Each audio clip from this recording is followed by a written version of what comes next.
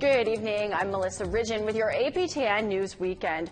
We're starting off in northern Saskatchewan, where a viral video from Stanley Mission shows what appears to be an RCMP officer trying to break into a house with an axe to check on a person who is in distress. APTN's Chris Stewart has the story. Lac La Ronge Indian band member Jonas Hardlot suffers from depression, anxiety, and addiction issues. On Tuesday, he needed help. He called a family member. That member called 911, and the Stanley Mission RCMP dispatched a member. 2 health clinic staff were dispatched as well.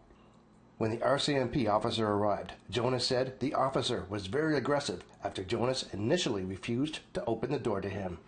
I was talking to him through the window, and my cousin woke up, and I told him I'll wait for the clinic until I open the door because of his attitude and his demeanor, I guess, was intimidating.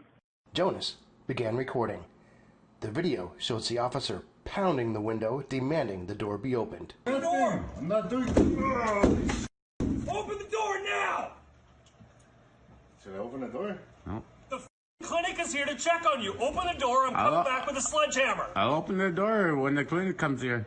And I told him straight out, I'll open the door for the nurses when they get here. Then he threatened to open the door with a sledgehammer, which wasn't even a sledgehammer, it was an axe.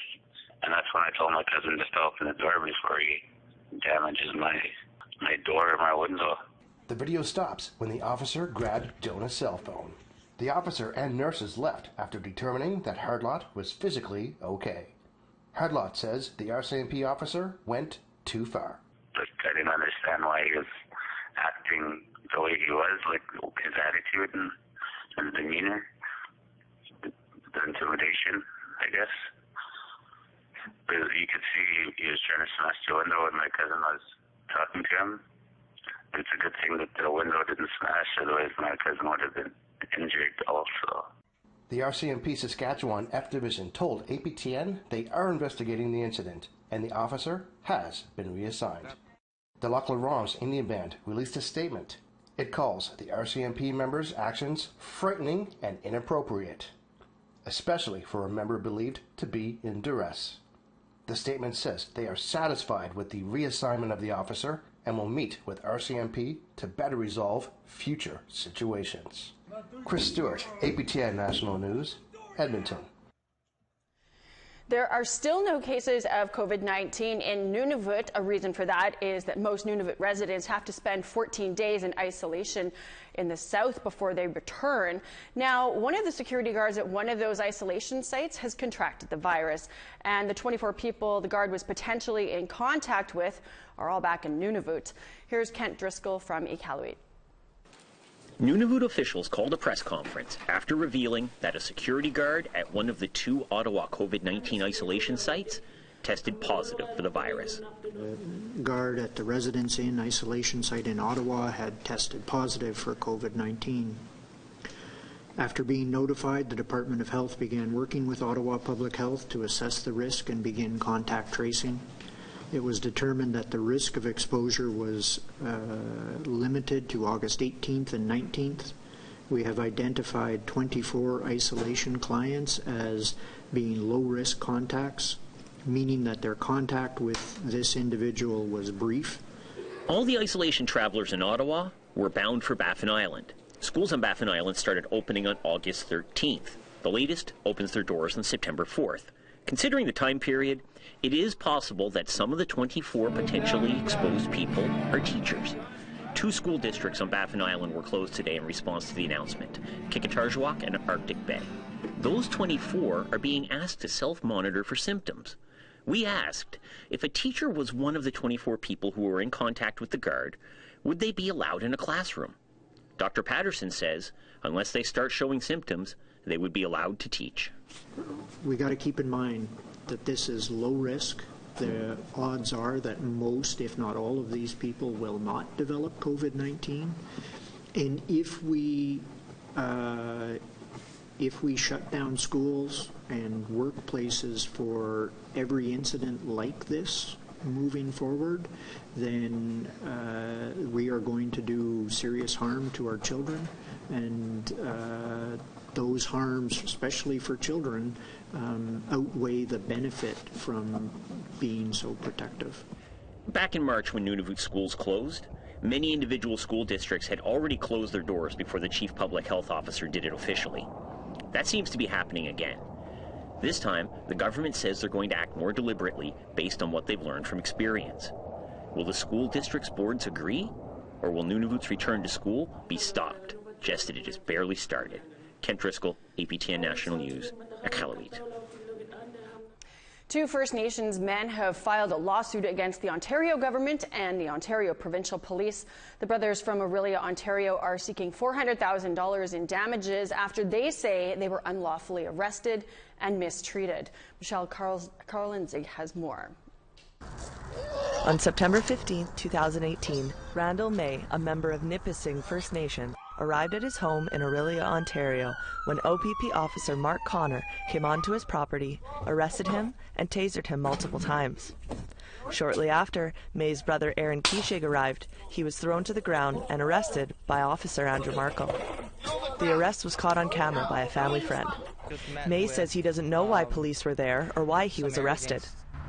Somehow, the individual who approached me seemed to believe that he had right to accuse me of something, but he never really said what it was. He just tried to prevent me from walking freely in my own home and told me that I was resisting arrest. Kishig says he felt helpless while watching his brother's arrest. Me, I love my brother, man. To me,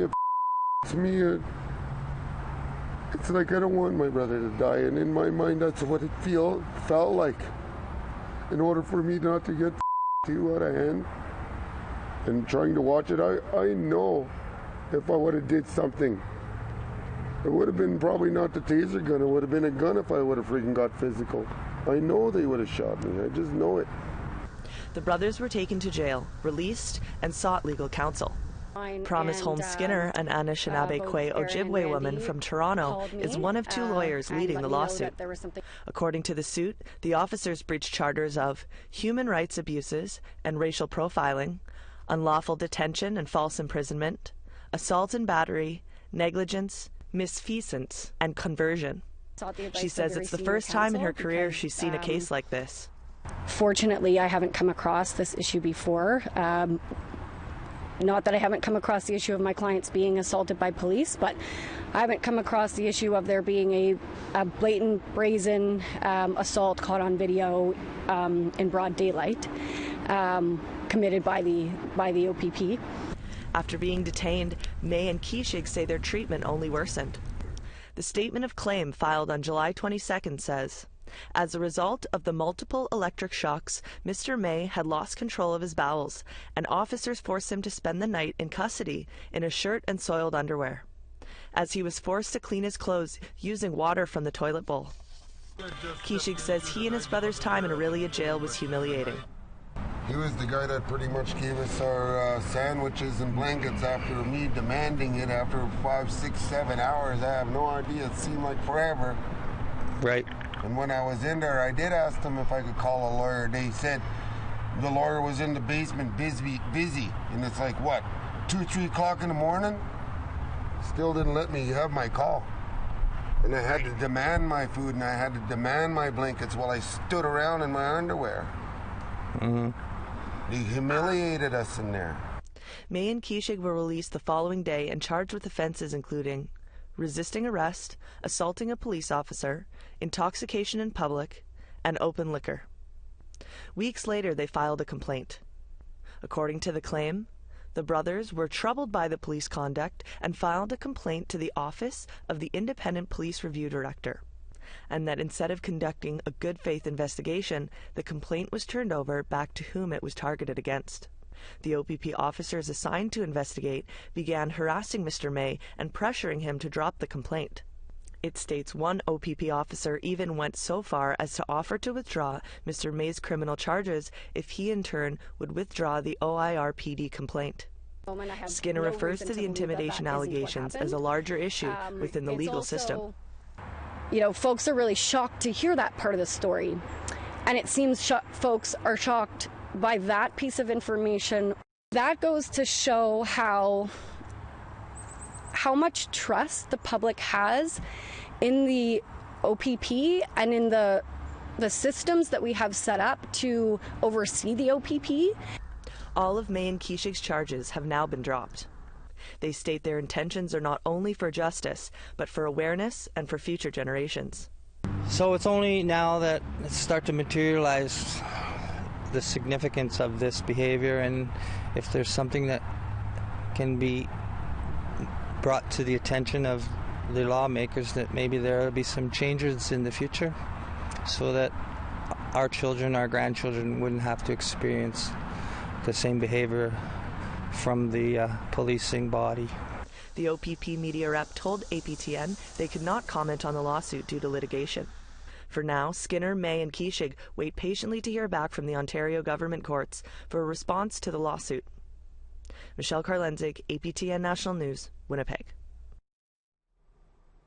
Robin Shaleka made Manitoba history when she became part of the province's first female Indigenous medevac team in 2018. Now she says she was denied a job flying for Manitoba courts because she has a distant contact or distant contacts who have criminal records. Daryl Stranger has more on that story. Bucket list. I really wanted to fly. Robin Shaleka has been a pilot for over 10 years. She has primarily flown for airline companies in the north, and for the last 2 years she's been mostly flying medevacs, although her schedule keeps her away from her family. She applied for a job that would have seen her fly lawyers, prisoners, and judges to and from court and be home every night. Shaleka was denied the job despite passing multiple background checks and flying for court parties in the past. Because at first I reached out to try to find out why. Is there something I can do? Is there something I did wrong? What do you need me to do to get this contract? Because this contract meant Monday to Friday being at home every night, being there for my kids. And that's kind of critical for me right now, especially with the baby still having health problems. When I reached out, they sent an email stating that employees were not allowed to call about the results. Manitoba Justice gave no reason for the denial, but asked if she knew anyone with a criminal history. She admitted a brother spent time in prison, and she has some contacts on Facebook who have criminal records. But she believes living in Thompson, which has some of the highest crime rates in Canada, it's hard to not know someone with a criminal past. If you live in a small community up north, or if you're Indigenous, and you're going to have, unfortunately, these ties or connections that you didn't ask for, or you don't really ask for. You could practically live under a rock, but Thompson's such a small city that people become familiar. And they'd asked me, too, if I'd flown people that I knew as prisoners, and I said yes, because I'm from a small town. Anyone from that small town who is arrested that needs to be transported, I will fly them. And it's never been an issue before.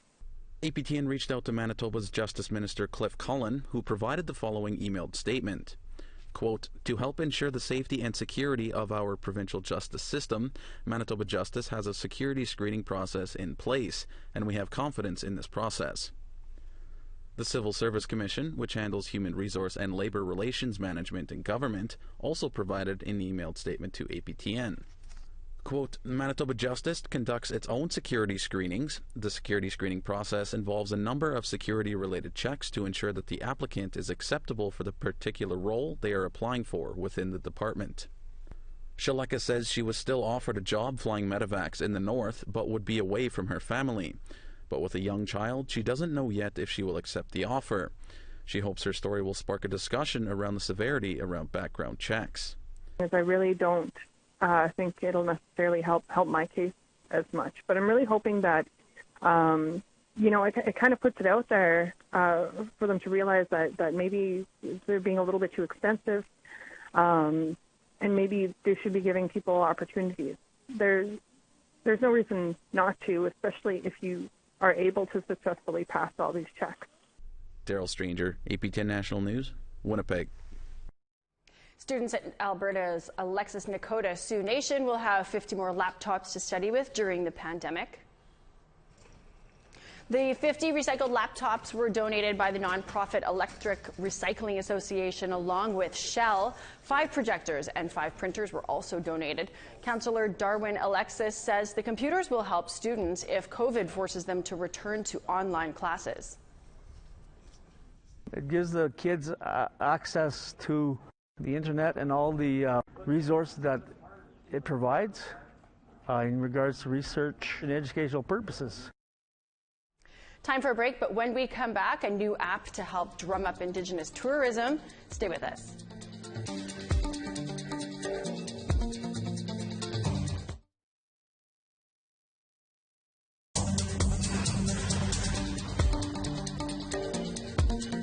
Welcome back. To give a boost to the tourism industry that's been hit hard by COVID restrictions, Indigenous Tourism BC has launched a new trip planner app.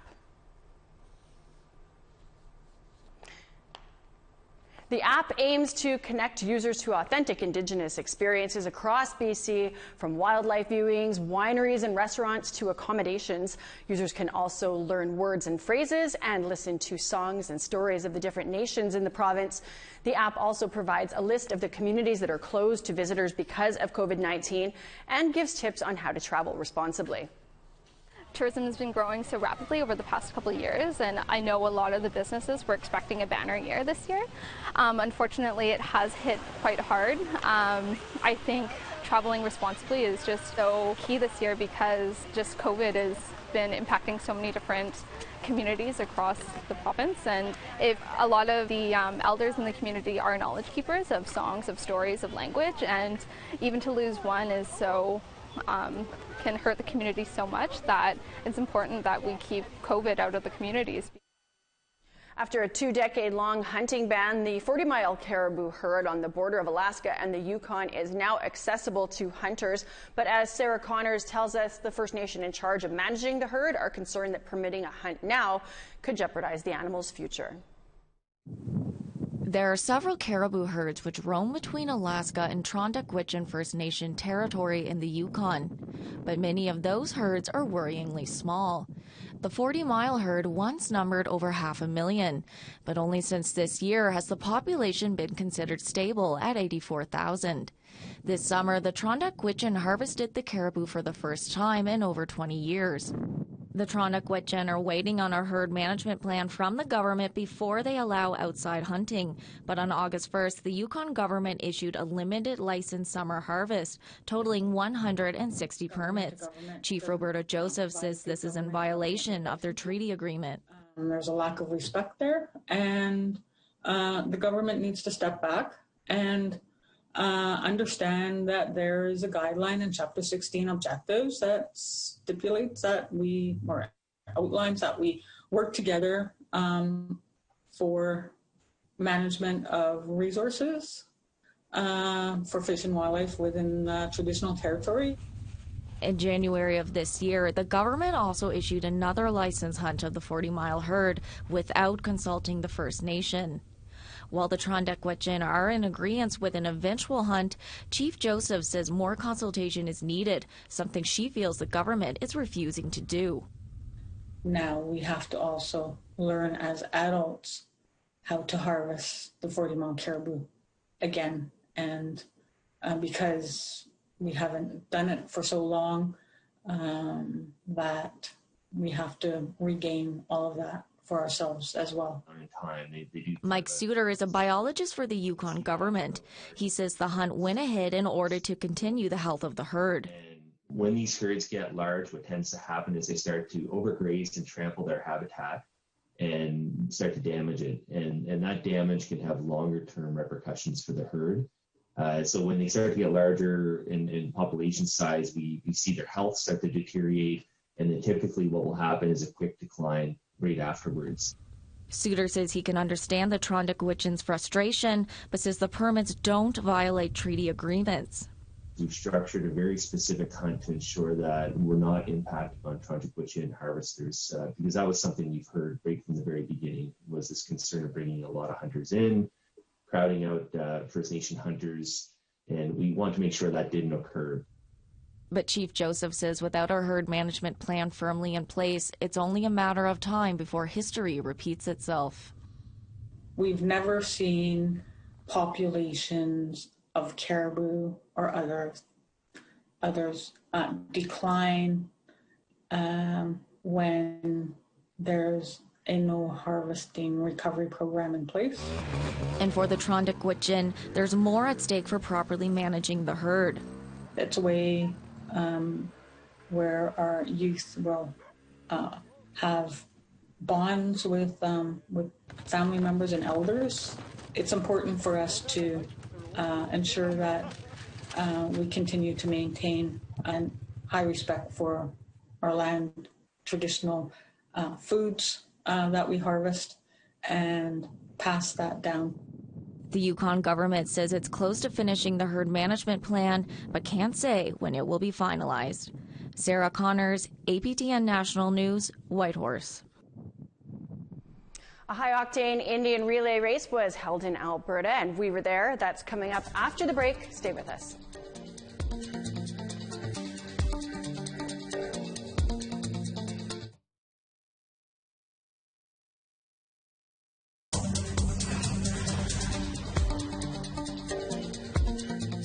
Welcome back. It was a first for Papachase First Nation last weekend as the community hosted its first Indian relay races. 18 teams from Alberta and Saskatchewan took part in the event, which Papachase held at the Enoch Cree Nation. APTN's Chris Stewart was there. Here they go! A couple holders on the ground, and we look to the front. A big crowd was on hand Sunday to see the last day of the Papachase Indian Relay. Papachase Chief Calvin Bruna was hoping to continue their winning ways from other events in the summer. In Poundmaker, we took first in the relay in the Chiefs race, so we're doing pretty good. The crowd saw the women's, youth, warrior, chief, and relay bareback races.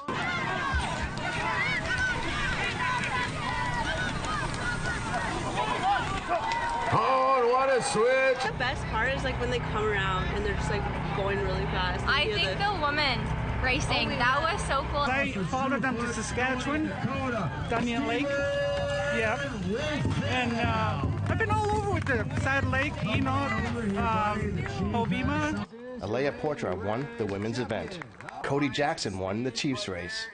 Stephen Wolftail took the victory in the Warrior race. And a close finish, Tyrone Jackson and his team won the 3-lap relay. His heart, Kenny catch right lightning. Double J is moving. Double J is moving on. It was perfect. It was really good, honestly. I didn't really think it was going to come that fast, but I was proud of my team and myself. Like, I really committed to my exchanges, and my horses ran really fast today. Chief Bruno says the event will be back. And I'm already thinking of next year, right? And this is exciting, it's fun. You know, and not only that too, it's also good for the youth. That's why I really enjoy this sport. You know, it gives them something positive to do, right? Saskatchewan's Onion Lake Cree Nation hosts the next rally this upcoming weekend. Chris Stewart, APTN National News, Enoch Cree Nation. Looks like a fun time was had. Well, that is your APTN News Weekend. Be sure to visit our website, aptnnews.ca, if you missed anything this week. I'm Melissa Ridgen. Have a great weekend.